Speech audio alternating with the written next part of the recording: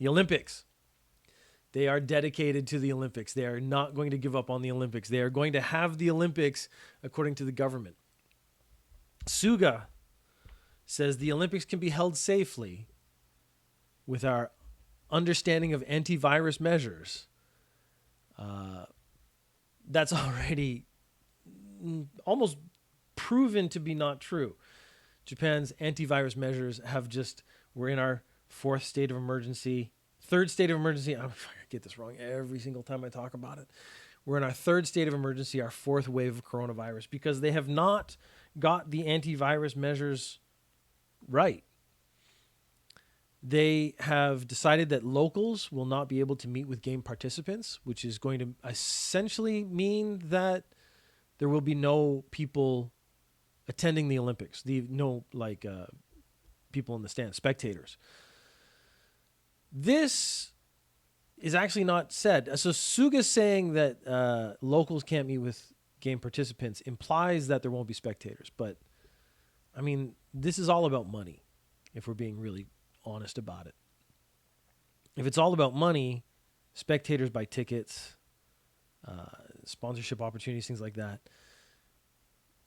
The biggest, most interesting thing right now. So the government is saying the Olympics, we can hold it. It's going to be fine. It's going to be awesome. We're going to be able to do the Olympics completely safely. It's not going to create a fifth wave, which it absolutely will. That's the thing. I think people just don't want to admit reality. To me, the most interesting aspect of this has been companies are now coming out against the Olympics. Like before, last week, it was like Toyota was kind of like, we don't really want to be responsible for a whole bunch of deaths, but the Olympics, we put a lot of money into it, so really would like it to happen safely. And it was like not a hard stance of anything. Now we have some companies, some presidents of companies, it's CEOs.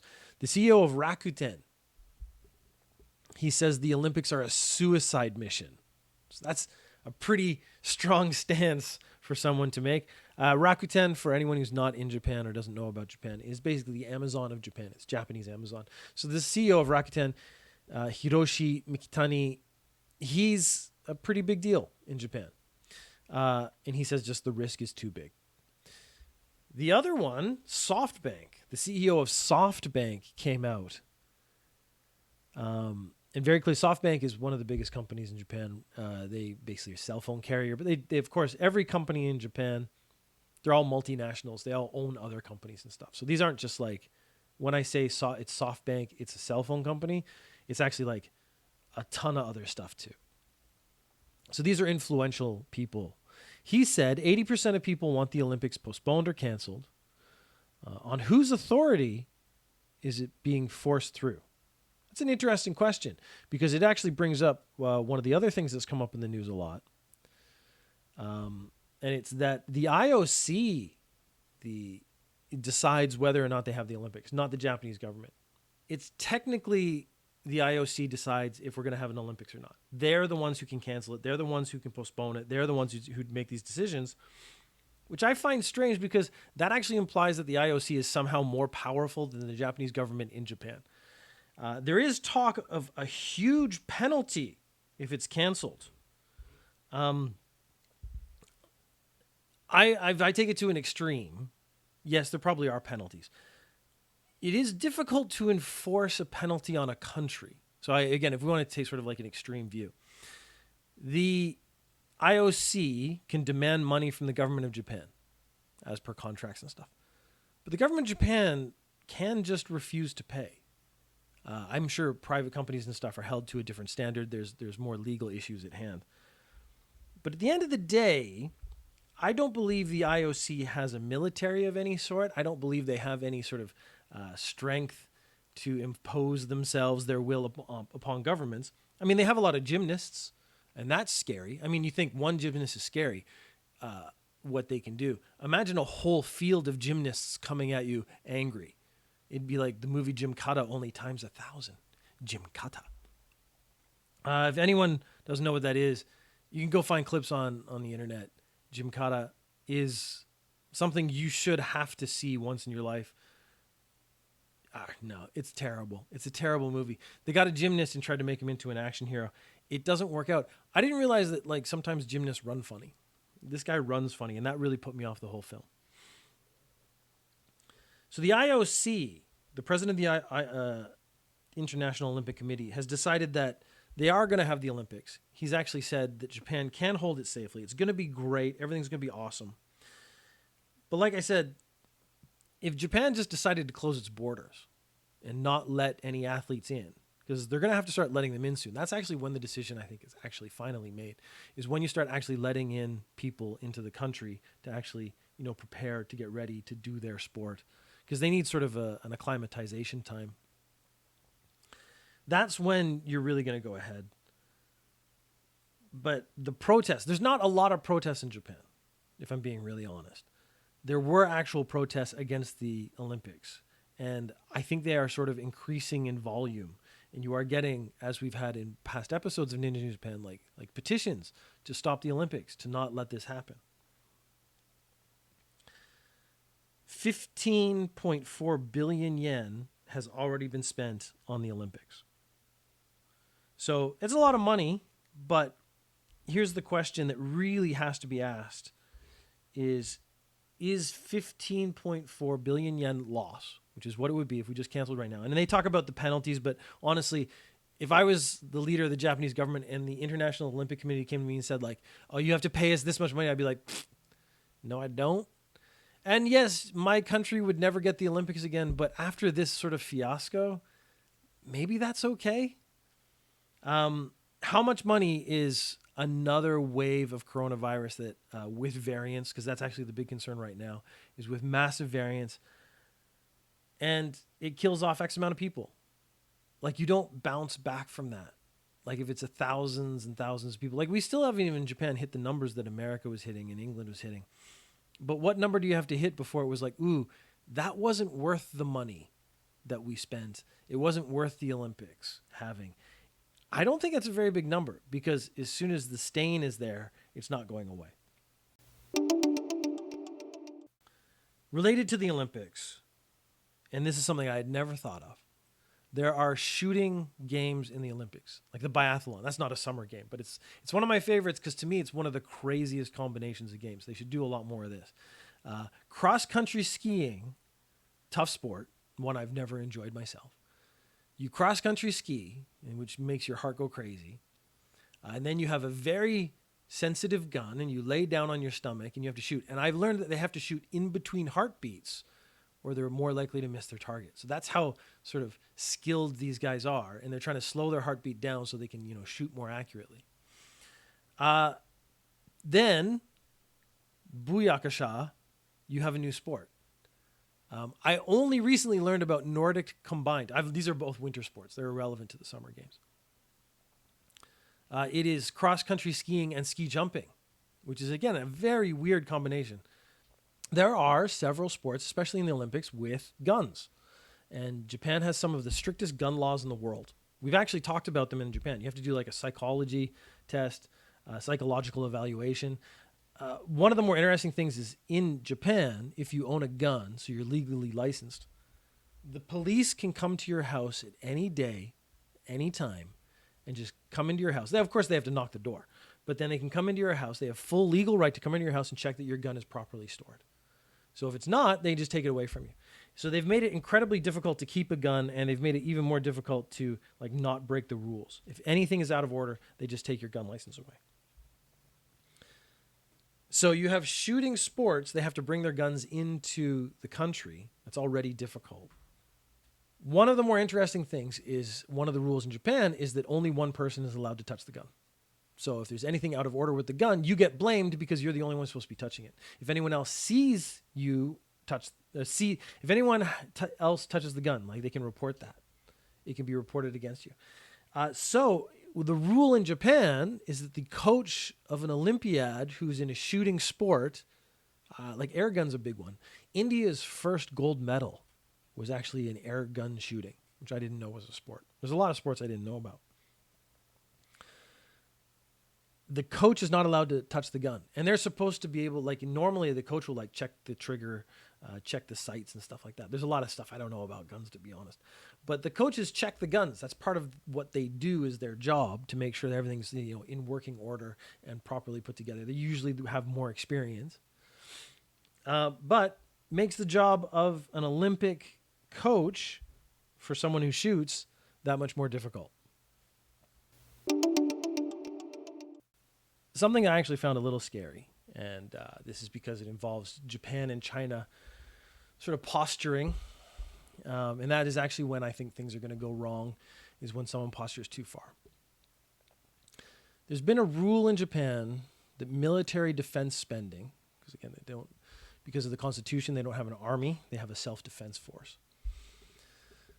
Because it's self-defense spending in Japan cannot exceed 1% of the GDP, which meant in this last year or so, because the GDP has shrunk because of coronavirus and other stuff, actually means military spending has shrunk. They haven't had as much money for the military as they have in previous years.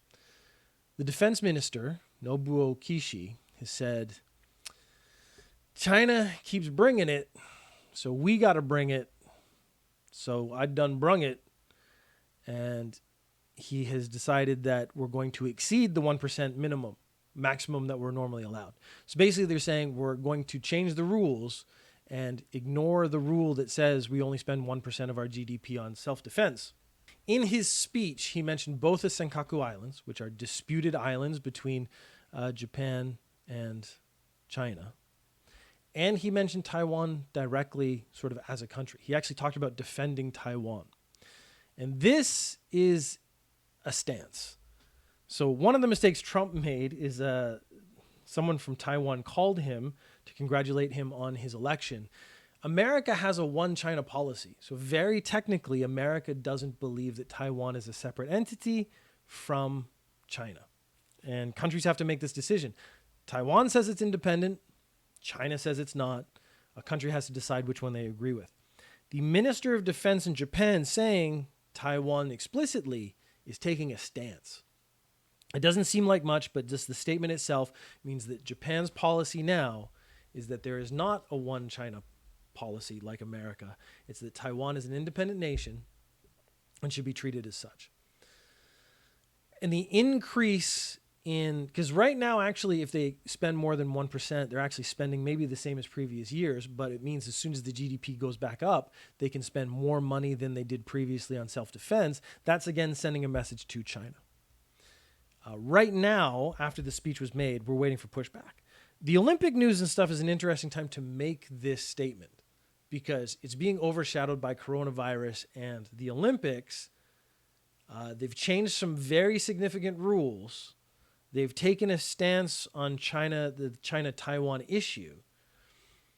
And they're saying, basically, if you come... Because they've been doing a lot of posturing around Senkaku. They send a lot of boats out. China sends boats out, so Japan sends the Coast Guard out.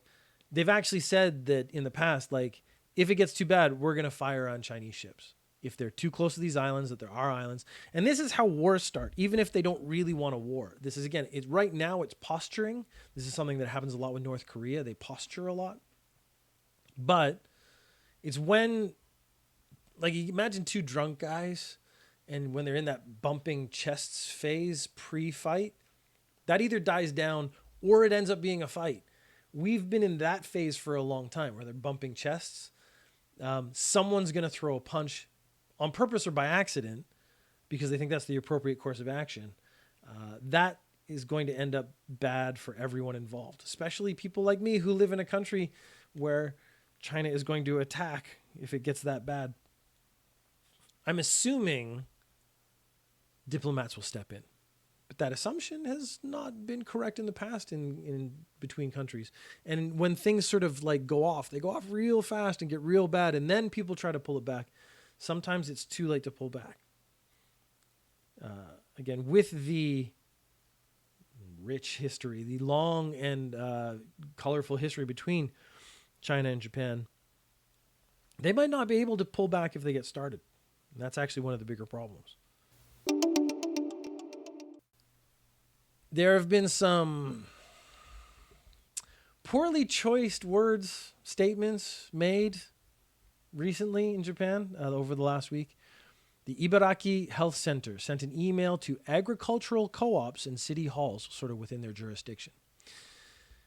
And within it, they were talking about coronavirus and how to protect yourself from coronavirus. And they decided that the best way to protect yourself from coronavirus would be there are many coronavirus patients likely infected by foreigners. If you talk to a foreigner, wear a mask. As well, please do not eat with them. Now, weirdly, this was not taken well by people who actually interact with foreigners or by foreigners themselves, myself being one. I want to always clarify, this doesn't make it better. When they make statements like this, white people always get really upset. I'm a white person. I can speak for them. They usually mean other Asian people who live in Japan. So they mean like Chinese people, Vietnamese people, Koreans, whatever. When they're talking about foreigners, that's usually what they're talking about. So yeah, there were some civil rights organizations that got upset. There were some other people who got upset. This was on May 19th and 20th. They sent out this. May 21st, they retracted the document and they said, we had no intention of discriminating against foreigners, which I find difficult to believe. I guess maybe they weren't discriminating. They were just giving good advice. I don't know. It's very hard to say because you can't say it's foreigners spreading the disease. So don't be careful when you talk to foreigners and absolutely do not eat with them and say that was not discriminatory. There is stuff written into the Constitution. Again, you're not allowed to discriminate against race. Saying we had no intention of discriminating and putting out statements like that, they don't match. They don't, it doesn't work out the way you want it to work out. This is, I've said a couple of times now, retracting statements doesn't work. Once you've made a statement, that statement's out there. So we know in the Ibaraki Health Center, there is some racist people. Let's speak actual facts for a few minutes. It isn't foreigners spreading the disease because there aren't enough foreigners to spread the disease.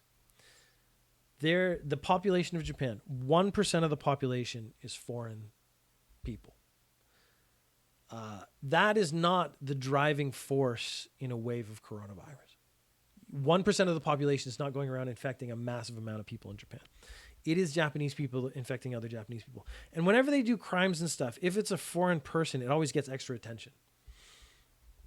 And that is what drives this stereotype or concept that all the bad things are actually foreign born, because it actually means the Japanese people don't have to take responsibility for it. Japanese people are going out, drinking when they shouldn't be, doing all the things you're not supposed to do, not wearing a mask, eating together, all that other stuff. It's not the 1% of foreign people doing that to drive the fourth wave that we're in right now. And it's not going to be foreigners driving the fifth wave that's going to come after or during the Olympics. That's bad policy making by the Japanese government. And it's Japanese people behaving badly. They just don't want to accept that coronavirus is a thing and they need to change the way they live their life for a while. If they'd done it properly before, I mean, they closed the borders. They weren't letting people in or out. Coronavirus was still running rampant. So it wasn't more foreigners bringing it in. This does conflict with another problem is that people are supposed to be self-quarantining. So this is where you get the which side is right? Like 20, 30% of those people weren't following quarantine properly. And they were people who come back into the country. Now they weren't actually explicit as to whether those were Japanese people or foreign people. But again, if it's only 1% of the population is foreign, let's say people coming in the country, you could bump that up to 10 or 15. It's still going to be a majority of Japanese people who aren't quarantining properly. Another statement, this was actually funny to me because of the way it was kind of dealt with by the person who said it. I didn't write down his name. I should have. There's a Japanese lawmaker, and he said being LGBT, sort of any flavor, goes against the preservation of the species. And he said this in a closed meeting. And ironically, I guess people in the meeting didn't agree with him or didn't think that was an appropriate thing to say because they all ratted him out. And I think that was actually the funny part because what you got was this guy speaking his truth, thinking he was safe because he was in a closed environment with other LDP guys, so it's his party. But then people within his own party were like, dude. So it turns out in his party, there might be some LGBT people who didn't appreciate his statements. When he was asked for a comment, and this is where I actually thought it was quite funny, he said, "I will refrain from commenting about the remark as it was a closed meeting." So basically he's like, you guys, you're not supposed to rat me out when I say like awful racist, discriminatory things in private meetings. It's supposed to be my safe space where I say we don't make safe spaces for LGBT people.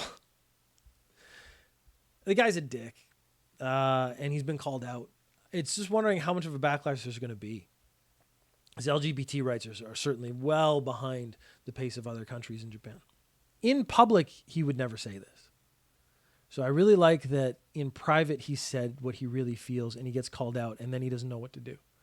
Because really, he should stand by his statement.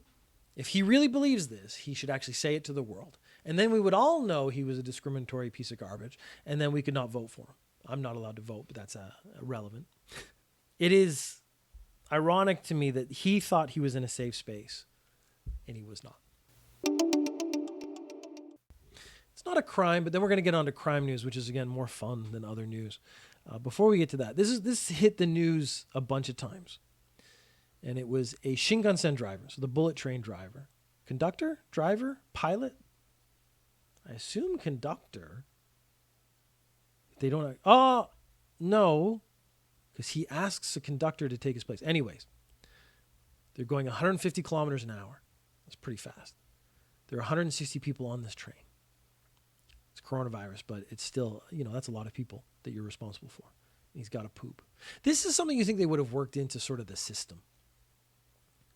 He left his post in the chair of the Shinkansen, at the driver's seat, as it were, for 3 minutes, and he asked the conductor to take his place. The conductor not being licensed to actually drive or pilot the train. I need to learn my appropriate train phrases. I assume it's just drive the train. It doesn't matter if you put a guy who's not supposed to be in the seat. Maybe he just wanted to try to trick security footage. But the guy had to poop, so he went to poop. And he was gone for 3 minutes. That's actually not a bad poop because he had to go to the poop place into the car with the poop. I assume that's actually going to be pretty close to the cabin where they pilot the train. I'm going to go with pilot. I enjoy that more. And then he got back. That's full, I assume he wiped and washed his hands. But the train arrived 1 minute behind schedule. And so there was video footage, and that's how they caught him. So when they did an investigation into why this train was 1 minute late, then they found that he had left his post piloting the Shinkansen. The interesting thing to me is I had actually learned that the pilot or the guy sitting in the seat is essentially not doing much of anything the whole time. This is almost all done by computers. It's all done by computers because they're going so fast. Like it goes up to 300 kilometers an hour. They're going so fast that by the time a human being would see something on the tracks and let's say hit the brakes, it's too late. They've already hit that thing. So the driver for most of the time is a useless entity. He's there, I think, primarily for confidence for people because they don't want to be on a train with no one in the driver's seat. But most of the actual driving is done by a computer, by people controlling the speed of the train and whatnot.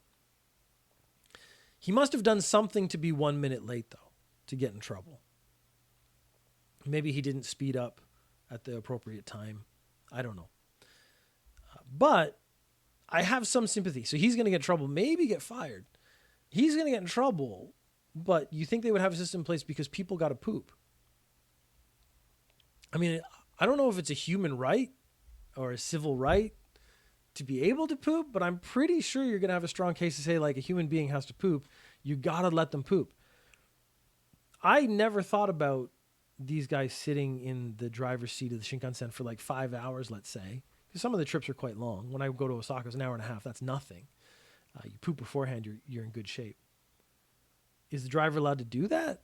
Like they sit at the station for quite a while, so I guess that would be his opportunity. But they're very strict about stuff, about like that in Japan. So if you're a Shinkansen driver, if your dream is to come to Japan and be a Shinkansen driver, Be ready to hold the poop or wear a diaper. And it's shocking in how many stories I've read recently. I had a friend send me a story recently where people seem to think wearing diapers is the viable option. Where I don't think people should be put in that position. I mean, this is the Amazon thing where they were all like in the warehouse and stuff. They're peeing and in wearing diapers and stuff, peeing in bottles. We should have gotten past that point in civilization. We should give people the ability to go to the toilet. I think maybe somewhere in there is the title of this episode. I usually come up with those after as I edit. Okay. The rest is all crime. Oh, this is one from very related to last week. So last week we had someone calling the police station too much, and they got in trouble for that. This person was arrested for calling their former employer 1,800 times because they were fired, because they were offered severance pay and then they refused. And then they turned around and said, you know what? I want the severance pay. Probably they, in the moment, we're firing you. And they're like, nah, okay, I'm just going to go. And they're like, well, we'll pay you your X amount of money for severance pay. And they're like, no, I won't take anything from you. But then they're at home like, shit, that's money, man. I should have taken that. So they started calling up to harass their employer saying, no, I've changed my mind. I want the severance pay. The employer, I'm assuming at that point, it's up to them. And if you've been a goof about it, they're not going to give you what you want. It's weird that people take these hard stances and then change their minds and then wonder why the company they were really, difficult with doesn't work with them, and do the right thing. One of the phone calls, though, this is a great statement. So they've been fired. They're trying to get their severance pay. And they said, I have nothing to lose. I can do anything. The problem is, you can do anything, but you can also take responsibility for that anything and then get arrested, which is exactly what happened. The matter at hand. So when they were arrested, they made an interesting statement. I know nothing about the matter, despite the fact they have a record of how many times they called. So they know, like, you did the phone calls. Having no memory of it isn't going to get you off the hook. So if you've messed up, it's your own fault. You're going to have to swallow that one. A guy went on a dating site and met a girl, and they went back to her place, and he stole 50,000 yen and a vacuum. And then when he was arrested, he said, I only stole the vacuum. I guess it's harder to prove if money was yours or not yours. But if she said, like, he stole 50,000 yen, and I bet he only had 50,000 yen in his wallet because, let's face it, this guy doesn't sound like a winner. Yeah, that's harder to prove, but it's hard to, like, walk down the street with a vacuum. And when the police arrest you, go, is that your vacuum? And you say, yeah. They go, well, no, I stole the vacuum. I didn't steal the money. Anyways, there's not enough there for me to make a story out of it. This is actually something I had a conversation with yesterday. That there's these really interesting crime stories, but the problem is there are so few details. I would have to extrapolate so much to make it into a worthwhile story. I do wonder why he tried to steal a vacuum. Like, vacuums are valuable things. Maybe it was a really good vacuum. I have a really crap vacuum, and I really want to spend a lot of money on a good one. So there is desire for good vacuums in the world. I know that because I feel that myself. But meeting a girl, they didn't actually say whether they went on a date or not, but he ended up at her apartment. So if they went on a date, that was actually pretty successful to get back to her place. Or maybe they met at her place before they went on the date. And he's like, this is my chance to steal a vacuum. I've noticed I whisper a lot more than I used to. I don't know why that is. There was a woman on Terrace House, which is a very famous reality show in Japan, and she killed herself because of online bullying. And the only reason I'm talking about this, because I don't usually talk about stories where someone's died, because I can't make jokes about that. That's not funny anymore. It's interesting, though, because one of the online bullies has to pay 1.29 million yen to the victim's family for the online bullying. The mistake I think he made is that after she died, after she killed herself, he kept posting, proving how malicious he was. And that actually is maybe where his biggest mistake was, because I think there was more than one person bullying. but they've clearly targeted someone to make sure they can actually prove a point.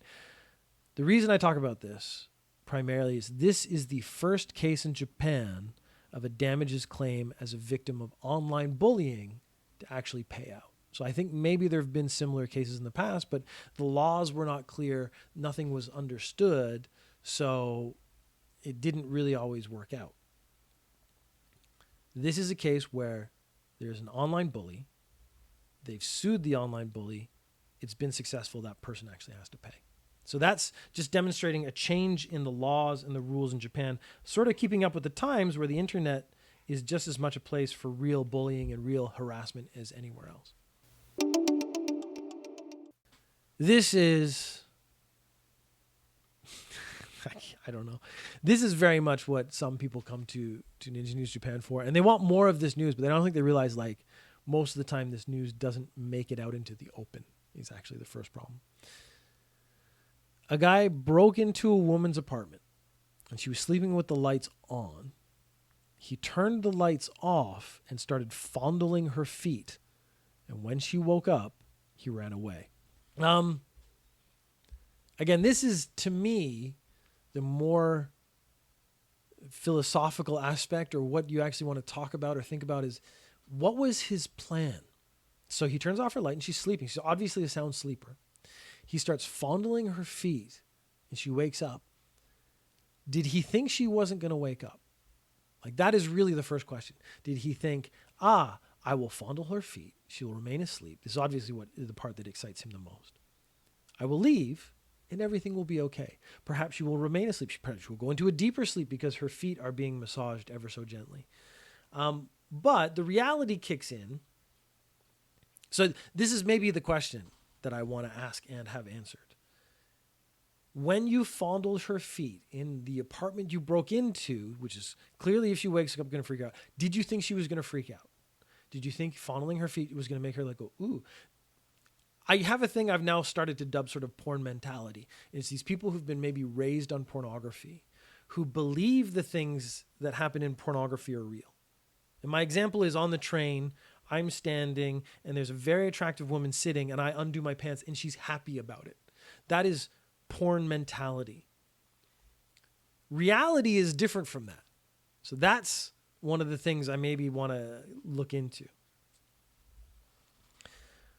But he clearly had some sort of porn mentality where he thought this was going to work out in some way, or he believed he was going to be able to make an escape before this became problematic for him. It did not work out either way. She was not happy about it, and the police got involved and he was arrested. His statement to the police, I wanted to take a look at the life of the woman. I only touched her feet. I want to take a look at the life of the woman. There are other ways to do that. I would say, like, non-invasive ways. It's still probably illegal, to be honest, but you could, look at the lifestyle she lives in a respectful way. No, it's still, he doesn't understand the line if he thinks breaking into someone's house is okay. So there's no point in even talking about that. I only touched her feet is basically saying I didn't rape her. So, no harm done. But a lot of harm done. This is again something we've hit many times on Ninja News Japan. Will the prosecution go through? Will he actually be prosecuted for the crime he's committed? Breaking and entering, sexual assault, there's psychological distress and stuff in there that probably I don't know how to define legally. There's a lot of actual crimes that have been committed in this. So I only touched her feet. Maybe he's hoping for a sympathetic judge or prosecutor that also has a foot thing that goes, he only touched her feet. The sad part, what I've kind of intimated just previously, is that actually might work. He might actually hit the non-prosecution group and not get prosecuted for the crime and get off. And then every time I say get off, I want to make that joke more ways than one.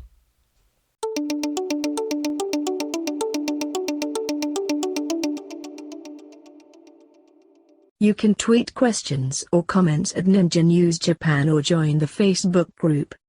On Facebook, search for Ninja News Japan. Sexy out, homies. Dave's going to hit the microphone and make a whole bunch of sounds. Dave, please. Just chill your jets. That's not a phrase. Cool your jets and chill your attitude. I put those together to make a new phrase. Chill your jets. I can't continue the podcast if you're trying to walk on the desk. Go. Don't be a dick, man. You want to come back immediately. I get it. That means you have to just sit still. Go up on the bed. Dave. Open the pod bay doors, Dave.